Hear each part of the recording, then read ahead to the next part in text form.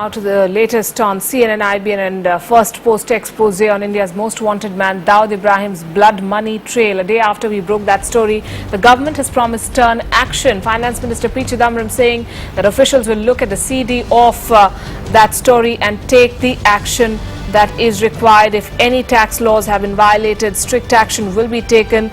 Earlier, Bank of Baroda denied that funds were transferred through its Nassau branch. The report showed how Dawood Ibrahim is still in business and runs a terror and drug empire that brings in billions of dollars. His Dubai-based company funnels several $100,000 to Bank of Baroda's branch in Nassau in the Bahamas from 3 Dubai-based currency exchanges.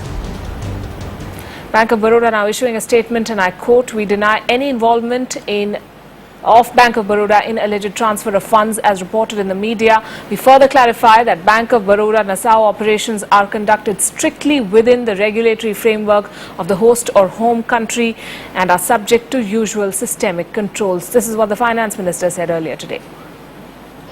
There were earlier reports which were done, for example, by Govt, where all is not well with the banking operations. There's another one which we've done at CNN-IBN which shows that there is a link between the G companies, Dawood company, with the Bank of Baroda branch in the Bahamas. Though, of course, the Bank of Baroda has issued a clarification saying that they are falling under the KYC system. But would you want to come on with some systems specifically as far as this case is concerned, looking into these kind of complaints and issues coming up, and generally over the transactions or illegal transactions as far as the banking operations are concerned? We are waiting for the internal inquiries promised by the 3 banks, the private sector banks, and the report of the RBI. RBI is seriously looking into the matter. So if there are any tax-related violations, certainly we will take action.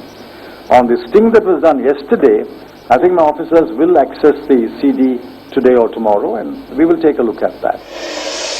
Know that some fund is definitely terror-related or criminal-related or specifically for money laundering, you will do.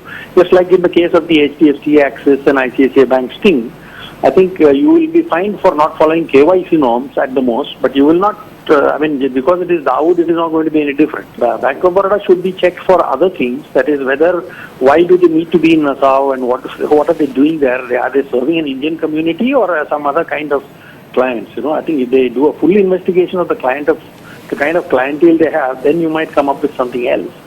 But as of now, it's only a basic KYC violation, and as it happens regularly in India.